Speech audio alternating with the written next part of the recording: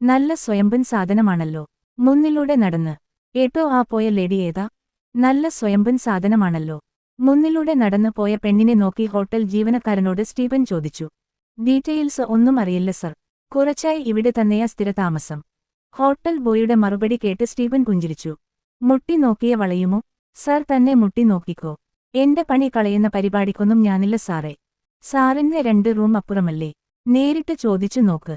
സ്റ്റീഫന്റെ ബാഗും സാധനങ്ങളും റൂമിൽ വച്ച് ഹോട്ടൽ ബോയെ പുറത്തേക്ക് പോയി. ബിസിനസ്കാരനായ സ്റ്റീഫൻ പെൺ വിഷയത്തിലും കുറച്ചു മുന്നിലാണ്. താൻ മോഹിച്ചിട്ടുള്ള പെണ്ണുങ്ങളെ ഒക്കെ അയാൾ വളച്ചെടുത്തിട്ടുമുണ്ട്. ഇപ്പോൾ വയസ്സ് 35ആയി. എങ്കിലും സൗന്ദര്യം കണ്ടാൽ അത്രയും പറയില്ല. സ്റ്റീഫന്റെ അച്ഛനും അമ്മയും പണ്ടേ മരിച്ചതാണ്. ബന്ധു വീട്ടിൽ നിന്നും പഠിച്ചു. പഠനം കഴിഞ്ഞു അമ്മാവന്റെ കൂടെ ഡൽഹിക്ക് പോയി. അമ്മാവനാണ് അവനെ ബിസിനസ്സിലേക്ക് കൊണ്ടുവന്നത്. ഇപ്പോൾ സ്വന്തം കഴിവ് കൊണ്ട് റിയൽ എസ്റ്റേറ്റ് പരിപാടികളും കേരളത്തിന്റെ ഹൃദയഭാഗങ്ങളിൽ തുണിക്കടകളൊക്കെയായി ബിസിനസ് വ്യാപിപ്പിച്ചു അടിച്ചു പൊളിച്ചു ജീവിക്കുന്നു. കല്യാണം കഴിഞ്ഞു വർഷം 2 കുട്ടികളായിട്ടില്ല. ബിസിനസ് ടൂറിനൊക്കെ പോകുമ്പോൾ കണ്ട് ഇഷ്ടപ്പെടുന്ന പെൺപിള്ളേരെ എന്ത് വില കൊടുത്തും തന്റെ കിടക്കയിലെത്തിക്കാൻ സ്റ്റീഫനു പ്രത്യേക കഴിവാണ്. ഒരു ബിസിനസ് മീറ്റിംഗുമായി ബന്ധപ്പെട്ട് ബാംഗ്ലൂർ വന്നതാണ് സ്റ്റീഫൻ ഇപ്പോൾ. വരുമ്പോൾ സ്ഥിരമായി തങ്ങാറുള്ള ഹോട്ടലാണ് ഹോട്ടൽ ബ്ലൂ ഡയമണ്ട്. അങ്ങനെ റൂമിലേക്ക് പോകുമ്പോഴാണ് അതിസുന്ദരിയായൊരു പെണ്ണിനെ ലോബിയിൽ വെച്ച് അവൻ കണ്ടത്. കണ്ടാൽ ഒരു 28 വയസ്സ് തോന്നും. ചുവന്ന സാരിയിൽ അവൾ വളരെ സുന്ദരിയായിരുന്നു. വെളുത്ത അണി വയറും പൂക്കിൽ ചുഴിയും കാണുന്ന വിധത്തിലായിരുന്നു അവൾ സാരി ഉടുത്തിരുന്നത്. ആ സുന്ദരിയുടെ ആകാരവടിവിൽ സ്റ്റീഫൻ ആദ്യ കാഴ്ചയിൽ തന്നെ വീണുപോയി. അവനെ നോക്കി വശമായൊരു പുഞ്ചിരി നൽകിയാണ് അവൾ റൂമിലേക്ക് പോയത്. അവളുടെ മേനി അഴകിൽ ഉന്മൽനായ സ്റ്റീഫൻ ദിവസേന അവളെ നോക്കി വികാരമടക്കി നിൽക്കും. ഒരു ദിവസം രാത്രി മീറ്റിംഗ് കഴിഞ്ഞു ലിഫ്റ്റിൽ കയറി തന്റെ റൂമിലേക്ക് പോകാൻ ഒരുങ്ങുകയായിരുന്നു സ്റ്റീഫൻ. അപ്പോഴാണ് അവനെ മയക്കിയിരുന്ന സുന്ദരിയും ലിഫ്റ്റിലേക്ക് ഓയിട്ടി കയറി വന്നത്. പുറത്തെ ചാറ്റൽ മഴ കൊണ്ട് അവൾ പകുതിയും നനഞ്ഞിരുന്നു. ഇളം മഞ്ഞ സാരിയും സ്ലീവ് ലെസ് ചോളിയുമായിരുന്നു അവളുടെ വേഷം. മഴയിൽ കുതിർന്ന സാരി ശരീരത്തിൽ ഒട്ടിപ്പിടിച്ചിരുന്നതിനാൽ ഉള്ളിലെ അഴകളവുകൾ കണ്ട് സ്റ്റീഫന്റെ കൺട്രോൾ പോയി. അവളിൽ നിന്ന് കണ്ണെടുക്കാൻ അവനു കഴിഞ്ഞില്ല. യൗവനം തുളുമ്പി നിൽക്കുന്ന അവളുടെ മാറിടങ്ങളിൽ പിടിച്ചു ഞെരിക്കാനും ചുവന്ന ചായം തേച്ചു മിനുക്കിയ ചുണ്ടുകൾ കവരാനും അവന്റെ ഉള്ളം വെമ്പിൾ പൂണ്ടു. എന്താ പേര്? ഉള്ളിലെ വികാരങ്ങൾ കടിച്ചമർത്തി അവൻ ചോദിച്ചു.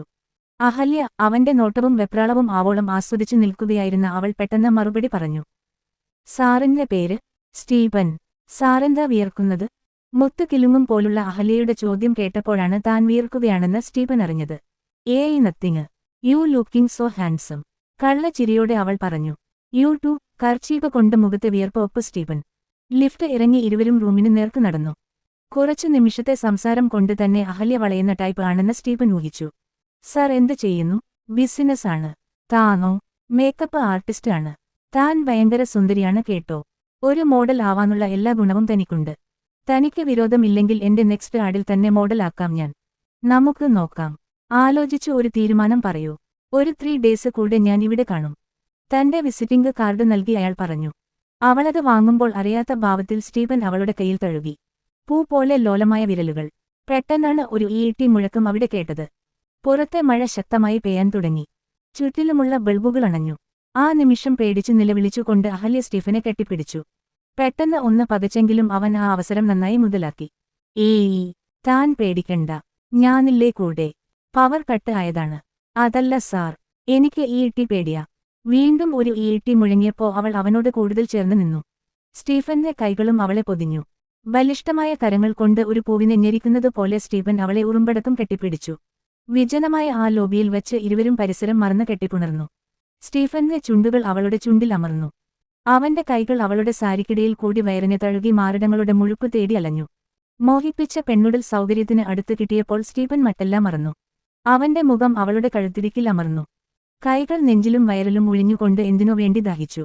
അവളുടെ ചുണ്ടുകൾ അവന്റെ മുഖമാകെ ചുംബനങ്ങൾ കൊണ്ട് മൂടി. വികാര തള്ളിച്ചയിൽ ഇരുവരും സ്വയം മറന്നു. പെട്ടെന്നാണ് പവർ ഓൺ ആയി ചുറ്റും ലൈറ്റുകൾ തെളിഞ്ഞത്. ഞെട്ടിപ്പിടഞ്ഞവൾ സ്റ്റീഫനിൽ നിന്നും അകന്നു. വശ്വൻ ചിരിയോടെ കൊതിപൂണ്ട മൃഗത്തെ പോലെ അവൻ അവളെ നോക്കി. മാറിൽ നിന്ന് ഓർന്നു പോയ സാരി നേരിട്ട് അഴിഞ്ഞിലഞ്ഞ മുടി മുന്നിലേക്ക് വാരിയിട്ട് അവൾ മുഖം താഴ്ത്തി. അഹല്യ, നിന്റെ സൗന്ദര്യം എന്നെ മത്തുപിടിപ്പിക്കുന്നു. നാണത്തിൽ മുഖം താഴ്ത്തി പുഞ്ചിരിച്ചുകൊണ്ട് അവൾ ഒന്നും മിണ്ടാതെ തന്റെ മുറിയിലേക്ക് ഓയിട്ടി കയറി. അവൾ പോയ വഴിയെ ഒന്ന് നോക്കി നിന്നിട്ട് ഒരു മൂളിപ്പാട്ടോടെ സ്റ്റീഫൻ തന്റെ റൂമിലേക്ക് പോയി. ഇനി അവളെ ഈസിയായി വളയ്ക്കാമെന്ന് അവനോർത്തു. ആ രാത്രി അവളുടെ ശരീരത്തിന്റെ ചൂടറിഞ്ഞു ഉറങ്ങാൻ സ്റ്റീഫൻ മോഹിച്ചു. വിസ്തരിച്ചൊരു കുളി നടത്തി 2 പെഗും അകത്താക്കിയപ്പോൾ അവന്റെ സിരകൾക്ക് ചൂട് പിടിച്ചു. അപ്പോഴാണ് സ്റ്റീഫന്റെ മൊബൈൽ റിംഗ് ചെയ്തത്. Wife calling. ദിവ്യ, ഞാൻ ഇത്തിരി ബിസിയാണ്. സ്റ്റീഫൻ എപ്പോഴും ബിസിയാണല്ലോ. നീ വിളിച്ച കാര്യം പറയ്. സ്റ്റീഫൻ എന്ന് വരും. ഒരാഴ്ച കഴിയും. 3 ദിവസം കഴിഞ്ഞു വരുമെന്ന് പറഞ്ഞിട്ട്. കുറച്ചു മുൻപാ ഒരു അർജന്റ് പ്രൊജക്റ്റ് കിട്ടിയത്.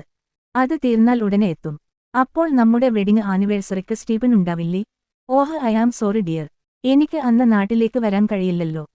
അഹല്യയെ വളച്ചെടുത്തു അവളുമായി കുറച്ചുനാൾ കഴിയാനുള്ള പ്ലാൻ മനസ്സിൽ തയ്യാറാക്കിയ സ്റ്റീഫന് ഉടനെ ഒന്നും നാട്ടിലേക്ക് പോണമെന്നും ഉണ്ടായിരുന്നില്ല. അന്നത്തെ ദിവസം പറയാൻ കാത്തുവച്ചൊരു സർപ്രൈസ് ഉണ്ട് സ്റ്റീഫൻ. എന്തായാലും സ്റ്റീഫൻ അന്നിവിടെ കാണില്ലല്ലോ. നിരാശയോടെ ദിവ്യ പറഞ്ഞു കേട്ട് സ്റ്റീഫൻ കാര്യം തിരക്കി. എന്ത് surprise? I am pregnant. What? സത്യം സ്റ്റീഫൻ. 2 months ആയി. ഓഹ്, ഈ നിമിഷം ഞാൻ നിന്റെ അടുത്ത് ഇല്ലാതെ പോയല്ലോ ദിവ്യ. വിഷമം നടിച്ചു അവൻ പറഞ്ഞു. It's okay Stephen. ബിസിനസ് ആവശ്യത്തിനല്ലേ. ഓക്കെ ദിവ്യ, ഞാൻ കുറച്ചു ബിസിയാണ്. നാളെ ഏർലി മോർണിംഗ് എനിക്കൊരു ക്ലയന്റിനെ മീറ്റ് ചെയ്യാനുണ്ട്. ഇപ്പോൾ മീറ്റിംഗ് കഴിഞ്ഞു വന്ന് ഞാൻ ആകെ ടയർഡാണ്. വൈഫ് പ്രഗ്നന്റ് ആണെന്നുള്ള ന്യൂസ് അവനെ സന്തോഷിപ്പിച്ചെങ്കിലും ഇപ്പോൾ അവന്റെ മനസ്സിൽ അതിനേക്കാൾ അഹല്യയ്ക്ക് ആയിരുന്നു പ്രാധാന്യം. സ്റ്റീഫൻ നിന്റെ റൂമിലേക്ക് വരികയാണെങ്കിൽ അയാളെ തീർത്തേക്ക്. അഹല്യയുടെ ഫോണിൽ ദിവ്യയുടെ മെസ്സേജ് വന്നു. അത് കണ്ടതും അഹല്യ ഒരു സിറിഞ്ചിൽ മരുന്ന് നിറച്ച് സ്റ്റീഫന്റെ വരവിനായി കാത്തുനിന്നു. സ്നേഹം വഴിഞ്ഞൊഴുകുന്ന ഭർത്താവായിരുന്നു ദിവ്യയ്ക്ക് മുൻപിൽ സ്റ്റീഫൻ. പക്ഷേ അയാളൊരു സ്ത്രീലമ്പടനാണെന്ന് വളരെ വൈകിയാണ് അവൾ അറിഞ്ഞത്. ബിസിനസ് രംഗത്തെ ഒരു പ്രമുഖനാണ് ദിവ്യയുടെ പപ്പ. അവളെ സ്നേഹിച്ചു കല്യാണം കഴിച്ചതാണ് സ്റ്റീഫൻ. ആ കല്യാണം തന്നെ ബിസിനസ് ലാഭത്തിനാണ് എന്ന് പിന്നീടാണ് അവൾ അറിഞ്ഞത്. വസ്ത്രവ്യാപാര മേഖലയിൽ ഷോറൂം തുറക്കാനുള്ള പദ്ധതിയിലായിരുന്നു ദിവ്യയുടെ പപ്പ. അത് സ്റ്റീഫൻ അറിഞ്ഞു. അത് തനിക്ക് ഒരു വെല്ലുവിളി ആകുമെന്ന് തോന്നിയിട്ടാണ് അവൻ ഒരു പ്രേമ നാടകം കളിച്ചു ദിവ്യയെ സ്വന്തമാക്കിയത്. എന്നിട്ട് ഭാര്യയോട് നീതി പുലർത്തിയതുമില്ല. തന്നെ ചതിച്ചതിനു അവനെ ഇല്ലാതാക്കാൻ ദിവ്യ തീരുമാനിച്ചു. അതിനായി ഒരു പെണ്ണിനെ കണ്ടുപിടിക്കുകയും ചെയ്തു.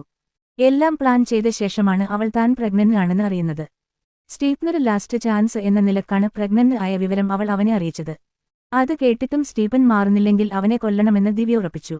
ഒപ്പം അവന്റെ ബീജത്തെയും വയറ്റിൽ വെച്ച് ഇല്ലാതാക്കാൻ അവൾ തീരുമാനമെടുത്തു. മദ്യമുള്ളിൽ ചെന്നപ്പോൾ സ്റ്റീഫൻ കൂടുതൽ മൂടായി. അവൻ നേരെ അഹല്യയുടെ മുറിയിലേക്ക് പോയി വാതിലിൽ മുട്ടി. Madam, he is here. Finish him. Okay. വശ്യമായൊരു ചിരിയോടെ അവൾ വാതിൽ തുറന്നു. ഉടനടി സ്റ്റീഫൻ ഉള്ളിലേക്ക് കയറി വാതിലടച്ചു. നനഞ്ഞ വസ്ത്രം മാറാതെ നിൽക്കുകയായിരുന്നു അഹല്യ. സ്റ്റീഫൻ അവളെ അടിമുടി ഒഴിഞ്ഞു.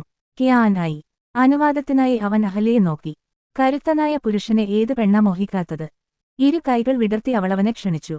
എല്ലാം കഴിഞ്ഞു സ്റ്റീഫൻ തളർന്നു ഉറങ്ങുമ്പോൾ അവന്റെ ബോഡിയിൽ സിറിഞ്ചിൽ ഉള്ള മരുന്ന് അവൾ കുത്തിവെച്ചു. അതൊരു സ്ലോ പോയിസനാണ്. മെല്ലെ മെല്ലെ അത് ബോഡിയിൽ വ്യാപിക്കും. അവസാനം ഒരു അറ്റാക്കിൽ ആ വിഷം ആളുടെ ജീവനെടുക്കും.